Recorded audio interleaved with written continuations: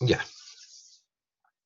Vamos a seguir entonces con las reglas referidas a este primer factor de competencia, que es la cuantía. Ya les dije que las reglas en general de la cuantía son de sentido común. Fundamentalmente hay que tener claras las reglas del artículo 115, 116, ¿cierto? A la distinción en abstracto que hace la ley primero, el valor de la cosa disputada y la pena que el delito lleva consigo, y después a las formas o a la manera como vamos determinando la cuantía. Ya, estamos en el caso de que existen entonces varios demandados en el mismo juicio. ¿Se escucha ahora o no?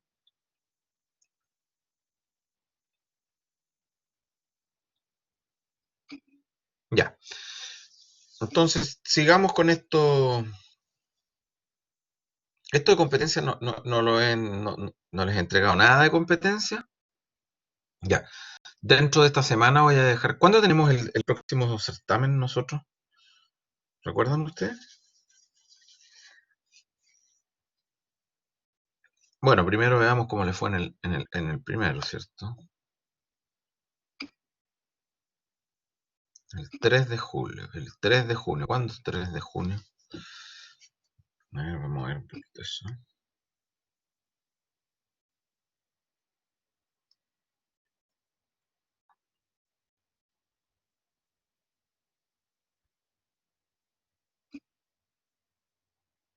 Ya, falta un poquito, sí. 2 semanas más. Sí, 2 semanas.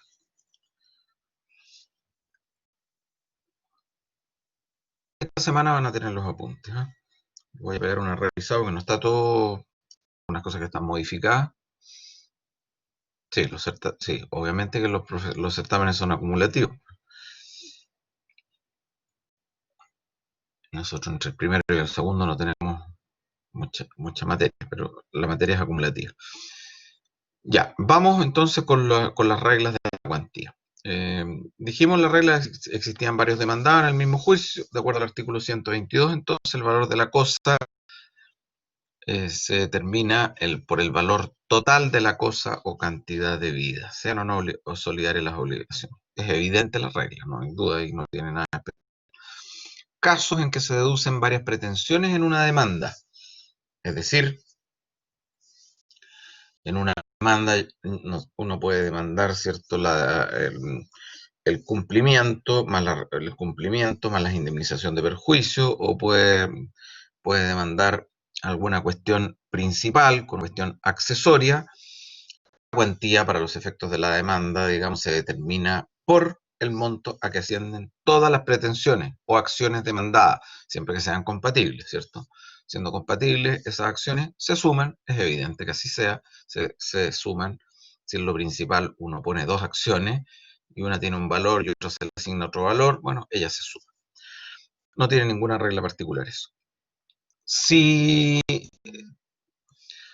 si en el casos en que el demandado deduce reconvención, por ejemplo, ahí tenemos otras reglas, ¿cierto? ¿Cuál es la reconvención?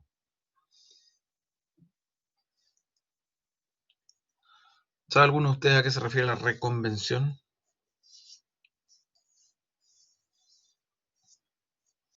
¿La han oído?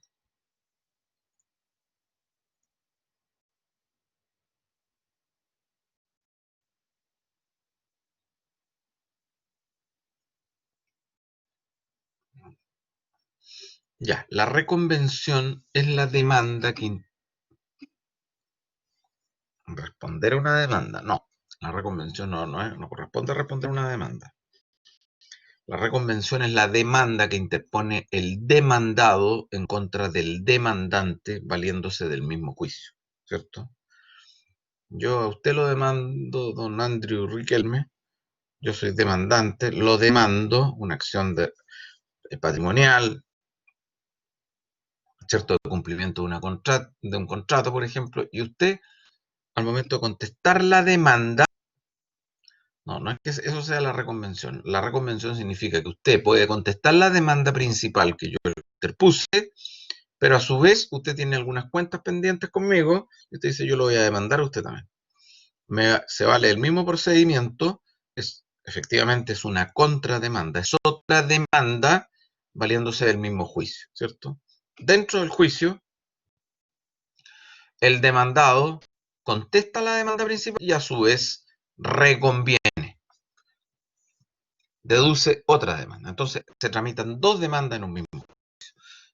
¿Qué ocurre en la reconvención? Las reglas también aparecen, están dadas en el código, ¿cierto? Si hay reconvención, el artículo 124, esto es puro código orgánico. Todas estas reglas están, digamos, en estos artículos desde el bueno, obviamente que desde el 115 en adelante. Si hay reconvención, para determinar la cuantía de la materia, se debe reunir o sumar los montos de la acción principal y de la reconvención, ¿cierto? Cuando hay reconvención, se suma el valor de la demanda principal, que yo lo demandé a usted, y más el valor de la reconvención.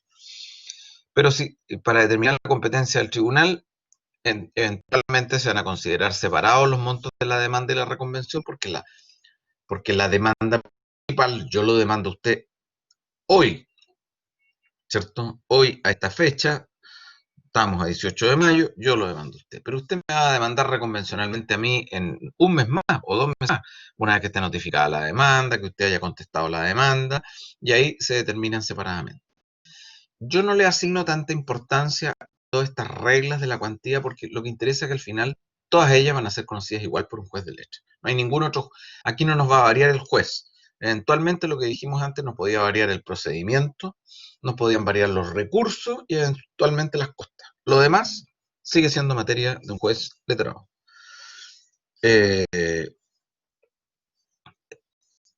Otra regla. Si se demanda el resto insoluto de una cantidad mayor que hubiera sido antes pagada en parte. Artículo 106. Resto insoluto. Es evidente que la cuantía se va a determinar solamente por el valor del resto insoluto. Lo que se pagó, si se debían 100 y se pagaron 50 y se demanda por el resto insoluto 50, la cuantía va a ser determinada solo por los 50 y no por los 100.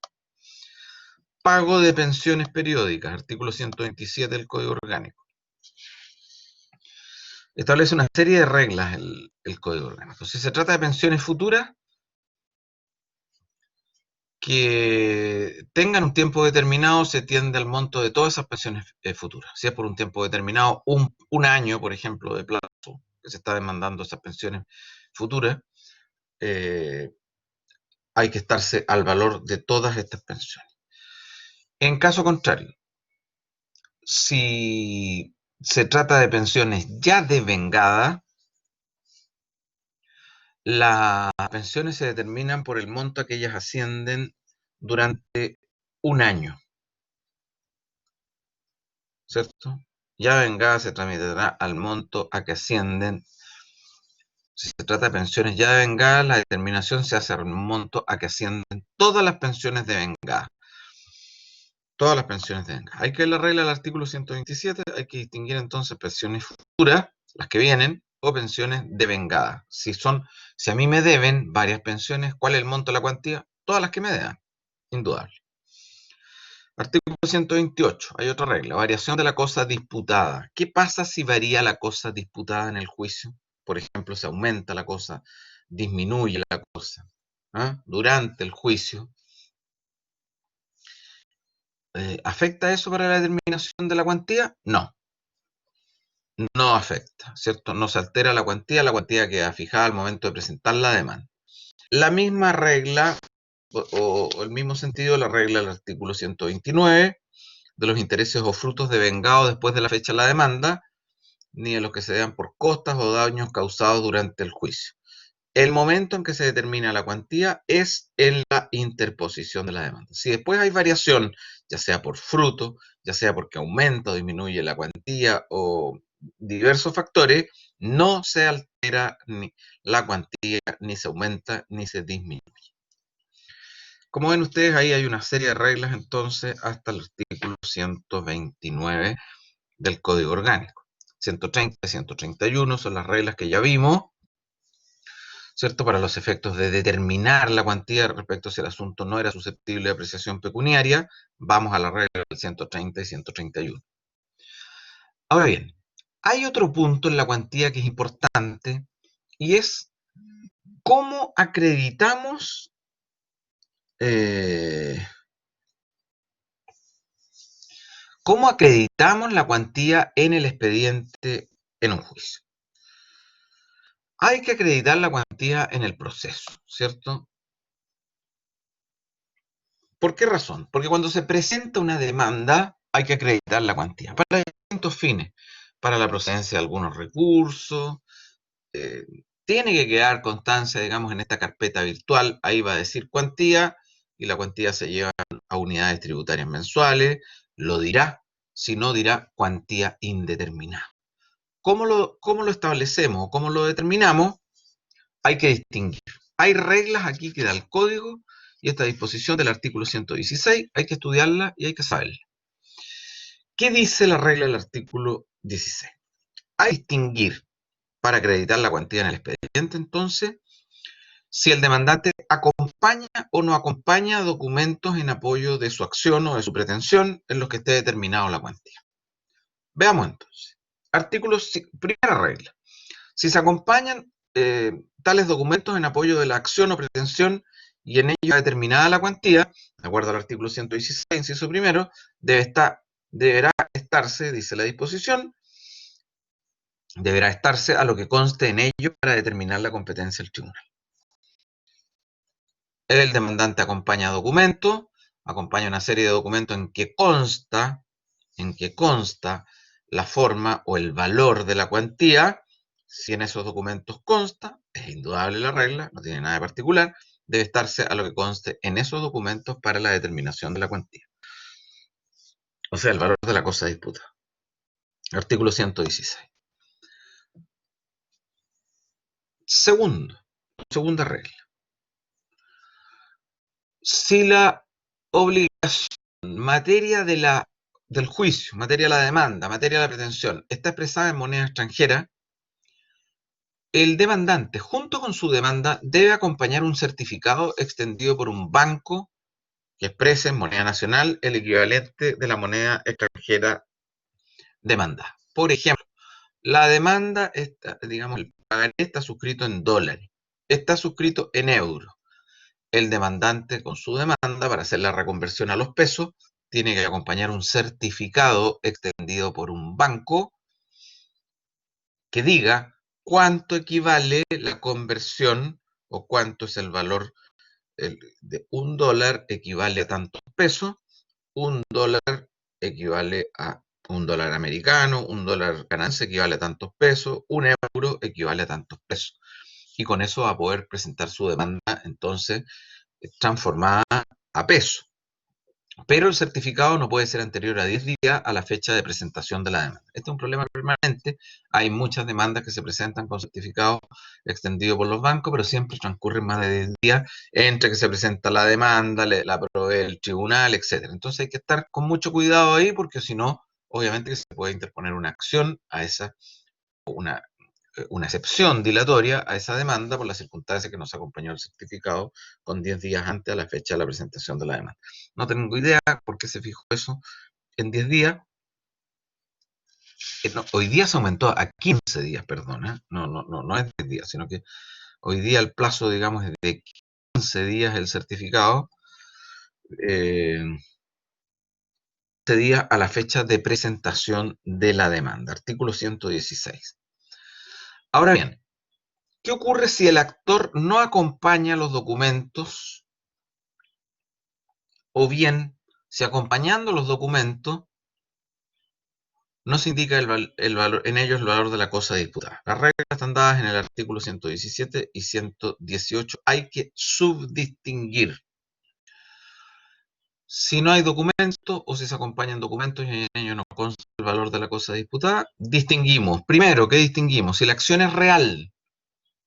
¿Cuáles son las acciones reales? Las acciones reales son las que se tienen sobre una cosa sin hacer mención a determinada persona, ¿cierto? Acción real. Si la acción es real, entonces debe estarse a la apreciación que de común acuerdo hacen las partes. Si no hay acuerdo y la acción es real, la determinación de la cuantía se va a hacer por un perito designado al efecto por el tribunal. Acción real, apreciación de común acuerdo de las partes. Si no están de acuerdo las partes, perito.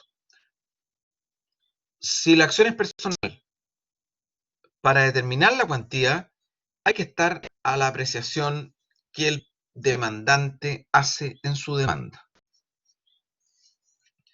Si la acción es personal, entonces, la acción personal es la que tiene el acreedor en contra del deudor. Parece evidente que hay que apreciarla. El demandante dirá cuánto vale, cuánto es lo que pretende su acción, cuánto es lo que le debe el deudor, cuánto es lo que él le va a demandar, ¿eh? ¿Qué perjuicio le causó? Es la apreciación entonces que haga el propio demandante en su demanda. Entonces, en cuanto a la forma o manera de hacer acreditar la cuantía, vamos a distinguir, de acuerdo a las reglas del Código Orgánico, para hacerlas constar en la carpeta. Bueno, hay que ver si se acompañan o no se acompañan documentos, si se acompañan los documentos, si consta en ella o si no consta en ella. Si consta en ellos, vamos a estar al valor de que consten esos documentos. Si no conste, ahí tenemos que, si no consta en esos documentos, tenemos que distinguir si la acción es real o si la acción es personal. Si la acción es real, a la apreciación que de acuerdo hacen las partes, si no hay acuerdo, perito. Si la acción es personal, la que tiene el acreedor respecto al deudor, solo respecto a ello, la cuantía se va a determinar por la apreciación que haga el demandante en su pretensión. Si la acción está expresada en moneda extranjera, hay que acompañar un certificado. El certificado no puede ser anterior a más de 15 días a la fecha de la presentación de la demanda. Esas son las reglas en cuanto al primer factor o elemento de competencia absoluta, como lo es entonces la cuantía. Les insisto que hoy día no es determinante este factor o elemento de competencia. Sirve para otras cuestiones, para determinar el procedimiento, como decimos, si el procedimiento es de mayor cuantía, menor cuantía o mínima cuantía, para determinar la procedencia de recursos, medios de impugnación, si el asunto se conoce en única o primera instancia, si procede a apelación, no procede a apelación, para determinar las costas. Obviamente que si es mayor el juicio, mayor debe ser la condena en costas personales. ¿Por qué? Porque ya dijimos que hoy día la plenitud de la competencia contenciosa y no contenciosa en primera instancia la tienen los jueces de letra y no hay otros jueces. Igual el código establece una serie de variables para determinar la cuantía. La principal desde el punto de vista de nuestro curso es la acción, digamos, es la distinción entre juicios civiles y juicios penales, ¿cierto? Donde vamos a distinguir en materia civil valor de la cosa disputada. Si no tiene valor, hay que irse a las acciones no susceptibles de apreciación pecuniaria, 130, 131 del Código, y ahí la ley por ficción, digamos, establece que ellas se reputan de mayor cuantía y por tanto van a ser conocidas también por los jueces de electos. Acciones de tutores o curadores, en materia de validez o nulidad de disposiciones testamentarias, dijimos. Bueno, señalamos una serie de casos ahí, ¿cierto? En el artículo 130, lo relativo al estado civil de las personas, separación judicial, separación de bienes, el derecho del goce de los réditos, materia de censo, las cuestiones relativas a las quiebras, etcétera, todas ellas se van a reputar entonces de mayor cuantía. Y todas las demás formas que determina el código para los efectos entonces de establecer la cuantía en un juicio. Vamos al segundo factor o elemento de competencia absoluta. El segundo factor o elemento de la competencia absoluta es la materia. Y hoy día lo volvemos a repetir, lo decimos con toda claridad, la materia es el más importante de los factores que determinan la competencia absoluta de un tribunal. ¿Por qué? Porque la materia permite la distribución entre los distintos tribunales. ¿Cierto? La materia nos va a permitir ir distribuyendo las causas según el tribunal. Así el profesor Alessandri decía que la materia es la naturaleza del asunto sometido al conocimiento del tribunal. Parece certera y sabia esa definición. Naturaleza del asunto sometida al conocimiento del tribunal. Importante, importantísimo. Primero para los tribunales ordinarios, dentro de los tribunales ordinarios. Segundo, y gran importancia, es que la materia permite otorgar competencia a los tribunales especiales que han sido creados, ¿cierto? precisamente para dar esa competencia especializada en razón a la materia. ¿Por qué? Porque cada vez se hacen más específicas las demandas, cada vez las necesidades colectivas son mayores, entonces se requiere especialización. Y hoy día la especialización es por materia. Y los va a pasar a ustedes el día de mañana, se van a querer especializar en una determinada materia, ¿ah? En un área penal, por ejemplo, laboral, tributario, civil, comercial, etcétera. Entonces así se va estableciendo la competencia de los tribunales especiales. ¿Tendrá importancia la materia? Por supuesto. La naturaleza del asunto es determinante desde el punto de vista, digamos, de la competencia absoluta de un tribunal. Entonces,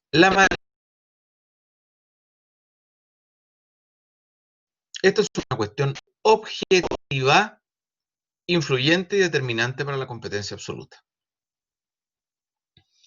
¿Por qué?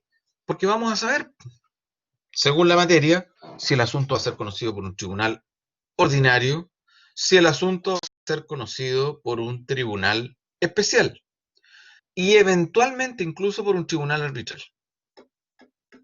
Entonces, veremos, digamos, cómo vamos a hacer esta distinción desde el punto de vista entonces de la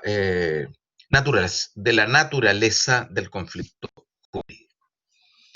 Si se trata de tribunales ordinarios, la materia es importante para dividir la competencia entre los tribunales civiles y penales, que no se les olvide. Si es tribunales ordinarios, la materia nos va a dividir entre los civiles y penales. Penales, ya sabemos, tribunales de garantía, jueces de garantía o tribunal de juicio oral en lo penal. Si es materia civil, tribunales civiles. No hay otro. Juzgados civiles. Eso tiene la plenitud de la competencia. Si es penal, juzgado de garantía, tribunal de juicio oral en lo penal. Luego, desde el punto de vista de los tribunales ordinarios, entonces, esta sola es la distinción. Sin embargo,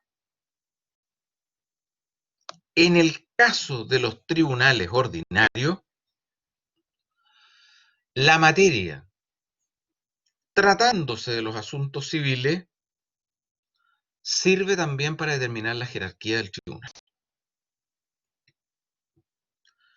Por ejemplo, y en algunos casos la categoría.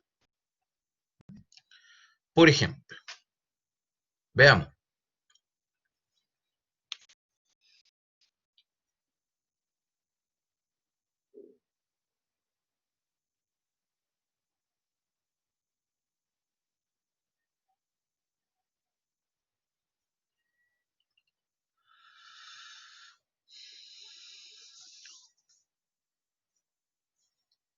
Tratándose también entonces los tribunales ordinarios, por una parte tenemos la distinción entre los civiles y penales. Y en segundo lugar, tratándose de los tribunales ordinarios, la materia, en los asuntos civiles, sirve para determinar la jerarquía y en algunos casos la categoría. Por ejemplo, estamos diciendo, tratándose de los juicios de Hacienda. ¿Saben ustedes a qué se refieren los juicios de Hacienda? ¿O con qué relación tienen?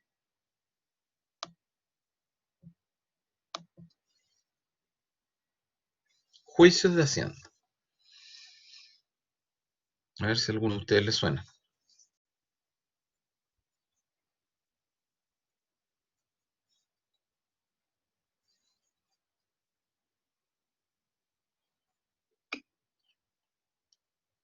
¿Ya?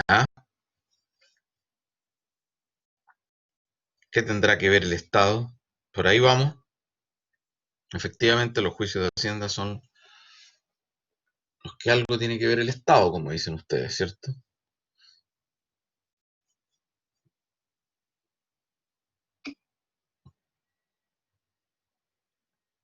Claro, efectivamente nos referimos al fisco, ¿cierto? ¿Por qué razón? Porque uno puede demandar al fisco, al fisco como ente, en representación del Estado, uno puede demandarlo. Entonces, por eso que ustedes ven, por ejemplo, eh, el Consejo de Defensa Fiscal, ¿cierto? Eh, El Consejo de Defensa del Estado. ¿Dónde tiene oficina el Consejo de Defensa del Estado? No tienen todas las comunas. En Concepción hay abogados defensores y tienen, digamos, su oficina, su estructura, y en todas las capitales de provincia también, ¿cierto? Y en los asientos de que sean asientos de corte de apelación. ¿Por qué razón? Porque al fisco,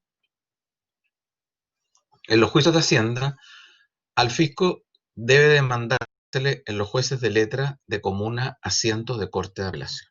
Es decir, si ustedes van a demandar al fisco porque hay alguna responsabilidad en el fisco por algún hecho, por alguna, por ejemplo, por algún accidente que ocurrió, que sea resorte de que el fisco no adoptó las medidas necesarias para ese asunto, ¿cierto? Bueno, ¿dónde demandamos al fisco? Al fisco lo demandamos ante el juez de letra asiento de corte de apelaciones. A su vez, si el fisco quiere demandar, él tiene un derecho de opción. Demanda ante el juez de letra asiento de corte, puede demandar ante el domicilio del demandado, que es otro factor o elemento de la competencia absoluta, relativa. Entonces, ¿tiene importancia desde el punto de vista de la materia? Claro, pues, claro que tiene importancia, porque sirve entonces también desde el punto de vista de los asuntos civiles para darle competencia a los jueces de letra asiento de corte de apelaciones en los juicios de Hacienda. Los juicios de Hacienda, donde tiene intervención el fisco, van a ser demandados ante el juez de letra asiento de corte de apelaciones. De manera que ahí llegamos a aplicar, desde el punto de vista de la jerarquía, incluso la categoría del tribunal. Juez de letra asiento de corte de apelaciones. Sabemos que vamos a demandar ante un tribunal ordinario, pero no sabemos ante cuál.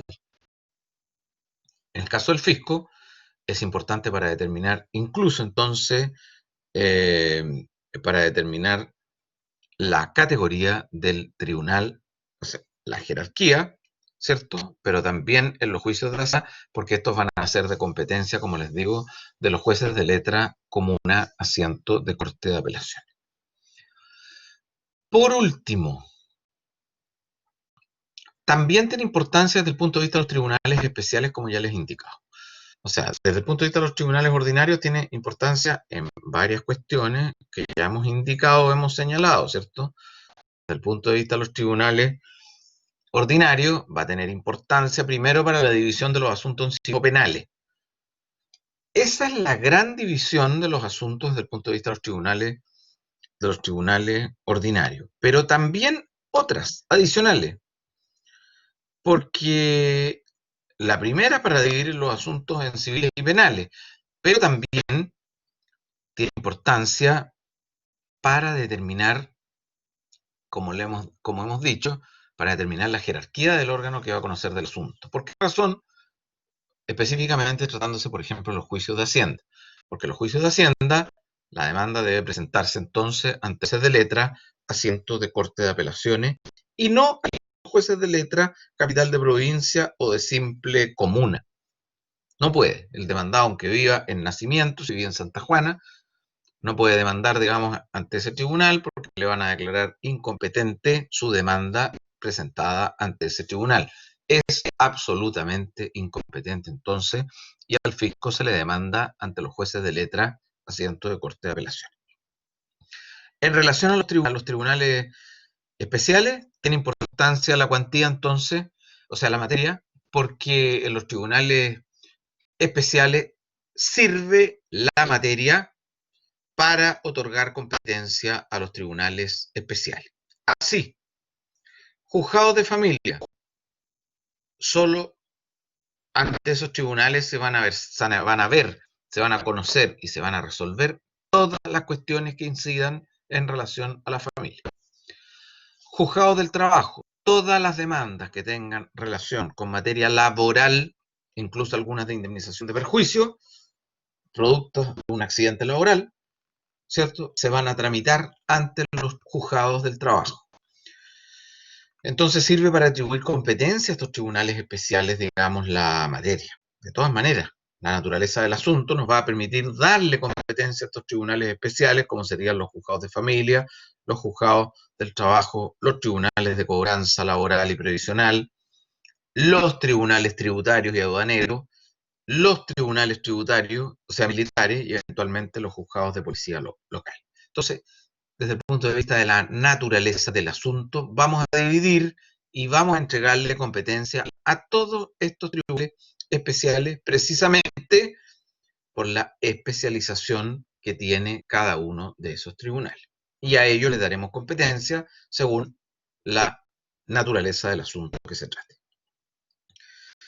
La materia, como factor o elemento de competencia absoluta, prevalece sobre la cuantía, ¿cierto? Precisamente en los casos de los artículos 130 y 131 son ejemplos para establecer en que los asuntos por la materia se reputan de mayor cuantía, por tanto, eso prevalece sobre la cuantía.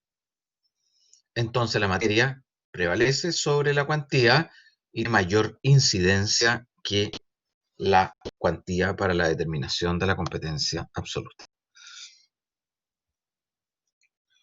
El tercer y último factor de competencia absoluta es el fuero. Muy discutido, para mí también, como que a estas alturas del desarrollo ya de tiempo, hace ruido que alteremos la competencia de un tribunal desde el punto de vista del fuero, ¿cierto? Bueno, todavía hay que pensar que estos códigos han sido dictados, han sido creados hace más de 100 años, y obviamente que ahí había mucha diferencia desde el punto de vista, digamos, de las personas que concurrían ante los tribunales de justicia, de, digamos, de la calidad que tenía alguna persona en particular para los efectos de ser demandado o ingresar sus demandas a los tribunales. El fuero, como factor de competencia absoluta, se refiere a la calidad de las personas que intervienen en un juicio.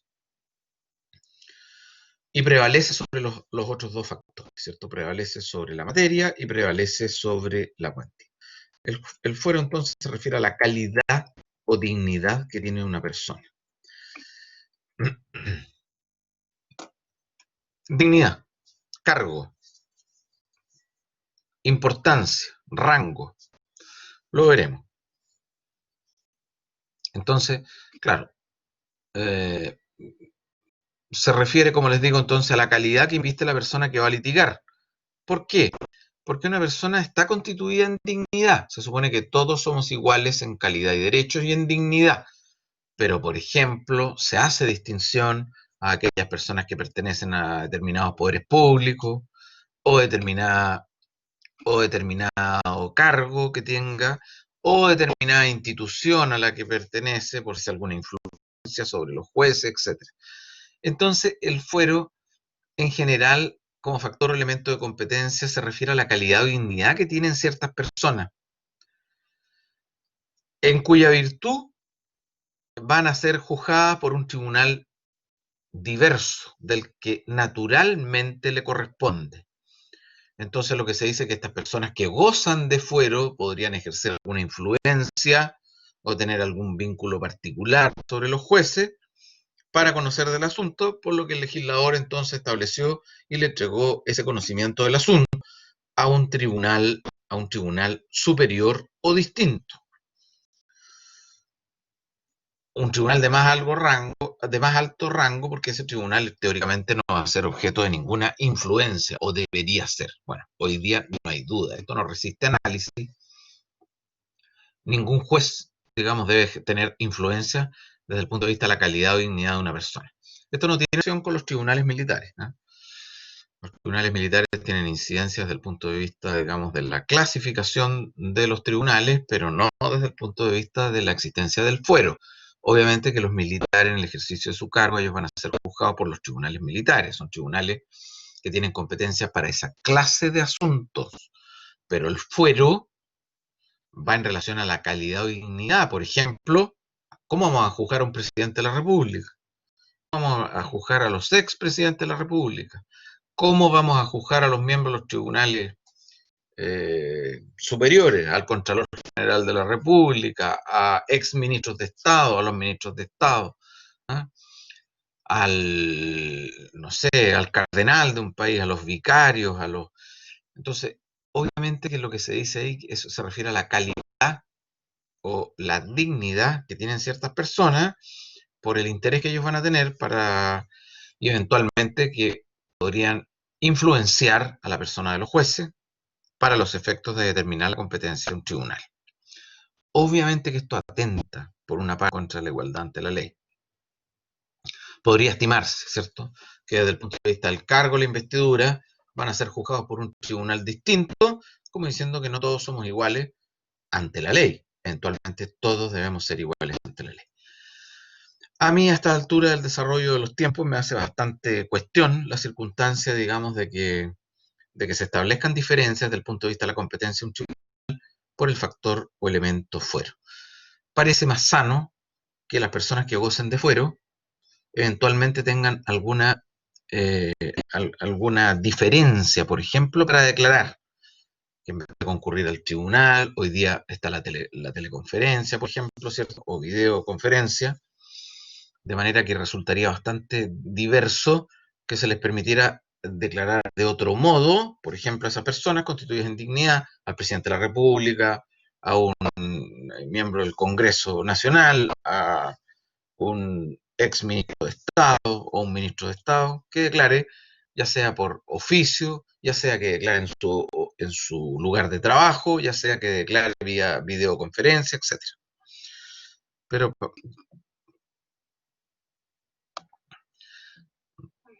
porque así se fueron creados los códigos, pues durante muchos años se establecía esta diferenciación. Entonces, el fuero era un factor o elemento de competencia para darle competencia a un tribunal. No es una razón, sino que se refiere fundamentalmente a los... Piensen ustedes que los códigos, como les digo yo, tienen más de 100 años. Entonces, obviamente que en esa época había mucha diferenciación entre quienes concurrían a un tribunal por la dignidad o la calidad que tenían ciertas personas, como les estoy indicando. Y eso se mantiene aún hasta el día de hoy. Se dice que con eso se evitaba, digamos, ejercer influencia de estas personas aforadas sobre los jueces, por ejemplo, etcétera. Parece que hoy día, a esta altura, bueno, podemos encontrarnos con gente que sí es susceptible a la influencia y otras que no. En la práctica, no debiera nadie estar sujeto a ninguna diferenciación desde el punto de vista, porque obviamente que hay garantías constitucionales que establecen la igualdad ante la ley, por ejemplo. Pero aquí la ley altera o establece una diferenciación desde el punto de vista de la calidad o dignidad de estas personas que gozan de fuero. Lo que se decía, este es un tema doctrinario, que precisamente lo que el legislador pretende es resguardar los intereses de los más débiles, es decir, del que no tiene fuero. Entonces, el que no tiene fuero, ese se dice, bueno, mejor que litigue ante un juez de rango superior, porque ese no se va a dejar amedrentar contra ninguna persona, y que sería una garantía de imparcialidad precisamente para aquel que no goce de fuero.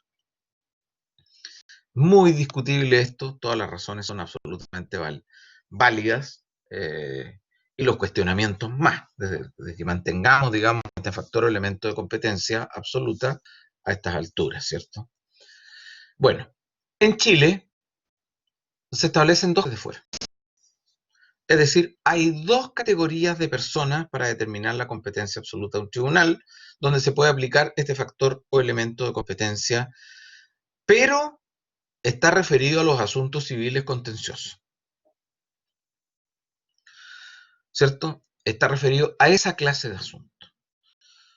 En la jurisdicción de los actos judiciales no contenciosos, por ejemplo, no se toma en consideración el fuero, lo que está muy bien, ¿cierto? Porque ahí se dice como que eran asuntos que no tenían el mismo rango de un conflicto jurídico de intereses para establecer la competencia de un tribunal. Tampoco considera el fuero como factor o elemento de competencia en los asuntos criminales, ya que la ley no lo contempla y lo eliminó absolutamente después de la vigencia de la reforma procesal penal. Antes habían algunos casos en que se determinaba también en materia penal alguna distinción desde el punto de vista de las personas aforadas. Luego, hoy día, el fuero tiene aplicación en materia civil y desde el punto de vista doctrinario se clasifica el fuero en dos grandes cuestiones que han sido aceptadas en la práctica. Primero, el denominado fuero menor, o fuero chico, está establecido en el artículo 45, número 2, letra G del Código Orgánico de Tribunales. Artículo 45, como les digo, número 2, letra G. Los jueces de letras conocerán, artículo 45, número 2, en primera instancia. Estamos hablando de la competencia en primera instancia, ¿cierto?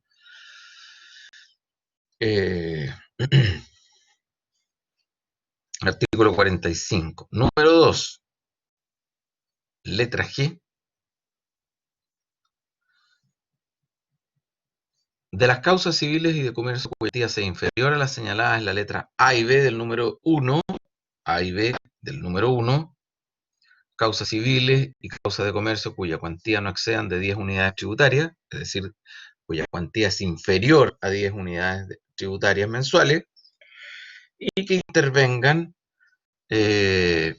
o tener los comandantes en jefe del ejército, de la armada, de la fuerza aérea, el general director del carabinero, los ministros de la Corte Suprema, de Corte de Apelaciones, los fiscales de estos tribunales, los jueces letrados, los párrocos, vicepárrocos, los cónsules generales, los cónsules o vicecónsules de las naciones extranjeras reconocidas por el presidente de la República, las corporaciones y fundaciones de derecho público o de los establecimientos públicos de beneficencia. ¿Se dan cuenta? Hay diferenciación, ¿no?, respecto de estas personas que tengan interés y cuya cuantía no exceda de 10 unidades tributarias mensuales. ¿Qué ocurre? Causas civiles o de comercio que deben ser conocidas y resueltas, deberían ser conocidas siempre por un juez de letra. Estamos hablando de juez de letra porque se tiene la plenitud de la competencia contenciosa. En este caso, el fuero chico consiste en que esas causas por intervenir, esas personas aforadas, por ejemplo, comandante en jefe del ejército, el, de la Fuerza Aérea, por ejemplo, bueno, en tales casos, entonces, van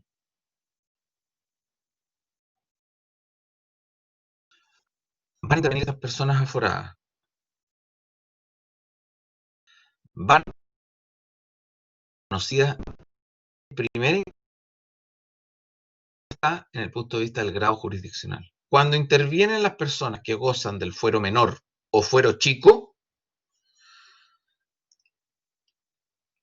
estas causas, por intervenir esas personas que tienen fuero, van a ser conocidas en primera instancia. Si no hubiera existido el fuero, esas causas habrían sido conocidas en única instancia. ¿Por qué? Porque así habría correspondido desde el punto de vista de la cuantía si no hubieran aforado. Entonces, las causas que debieron haber sido conocidas en única instancia van a ser conocidas en primera instancia. ¿Qué ocurre? Claro, se mejora la posibilidad de los litigantes, porque si el asunto es conocido en primera instancia, hace procedente el recurso de apelación y se dice que ahí se mejora, por así decir, digamos, las garantías de los litigantes, porque hace posible la revisión de ese asunto por un tribunal superior. Entonces, la importancia del fuero menor. Causas civiles y de comercio cuya cuantía no excede 10 unidades tributarias van a ser conocidas en primera instancia en circunstancias que si no hubieran intervenido estos aforados o no tomado en consideración esas personas, habrían sido conocidas en única instancia. Ya les dije quiénes, ¿cierto? Imagínense, párrocos, vicepárrocos, cónsules, vicecónsules, corporaciones y fundaciones también de derecho público, establecimientos públicos de beneficencia, también gozan de fuero. Bueno, y comandantes de las ramas del Ejército, de la Armada, Fuerza Aérea y de Carabineros. Ministros de Corte Suprema. Eso es lo que dice relación con el fuero menor. Entonces van a ser conocidas en primera instancia, eventualmente, si no hubieran intervenido estas personas aforadas, hubieran sido conocidas en única instancia. Y por último, el fuero mayor o fuero grande. El fuero mayor o fuero grande está señalado en el artículo 50, número 2 del Código Orgánico. Se trata aquí de controversias civiles y comerciales que deben ser conocidas por un ministro de Corte de Apelaciones. un ministro. ¿En qué consiste el fuero? En que aquí se modifica la jerarquía del tribunal. Si no hubieran existido estas personas aforadas, estas causas hubieran sido conocidas por un juez de letra.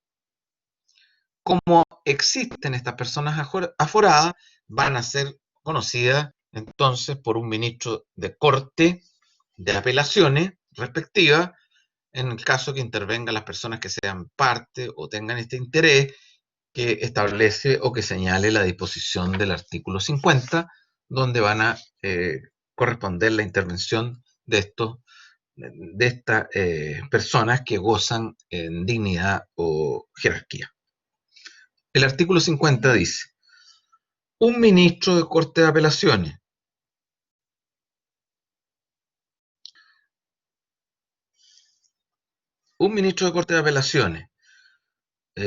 conocerá en primera instancia los siguientes asuntos. Artículo 50, número 2. De las causas civiles en que sean parte o tengan interés el presidente de la República, los expresidentes de la República, los ministros de Estado, los senadores, diputados, miembros de los tribunales superiores de justicia, Contralor General de la República, comandante en jefe, Fuerzas Armadas, director general de Carabineros, director general de la Policía de Investigaciones, intendentes y gobernadores, agentes diplomáticos, embajadores y los ministros diplomáticos acreditados, los arzobispos, los obispos, los vicarios generales, los provisores y los vicarios capitulares. Entonces, en el evento en que un asunto intervengan las personas que señalan el artículo 50, número 2, controversias civiles y comerciales, donde intervengan el presidente de la República, los expresidentes, los ministros, senadores, diputados, todas las autoridades que ahí se señalan, ¿cierto? Ese asunto va a ser conocida en primera instancia, por así decirlo, van a ser conocidas por un, en vez de hacerlo por un juez de letra, va a serlo por un ministro de Corte de Apelaciones competente, según un turno que ellos establecen. Ahí intervienen los ministros de Corte de Apelación. Bueno, hay dos o tres figuras más en relación al fuero. ¿Qué pasa si hay supresión del fuero en ciertos juicios? ¿O qué pasa si en algunos juicios hay personas que gozan de fuero y otras que no tienen fuero, por ejemplo? ¿Qué ocurre? ¿Cómo determinamos la competencia del tribunal ahí? Vamos a terminar de verlo esto en la clase de mañana. Hoy día quedaríamos hasta por aquí. ¿Alguna duda particular? ¿O más allá de lo que hemos hablado?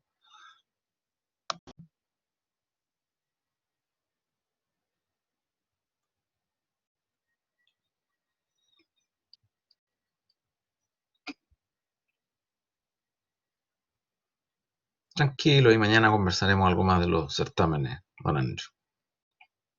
Estaba fácil el certamen, creo yo.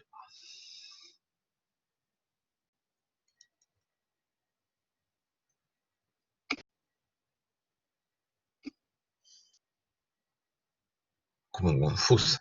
¿Qué es lo que había confusa? Bueno, eso lo vamos a ver. Sí, comienzan las ayudantías. También lo vamos a determinar.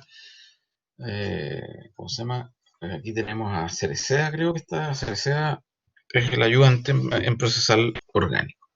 Bueno, lo del certamen lo veremos entonces, ¿eh? Pero no había dificultad. Eso es, con la duda.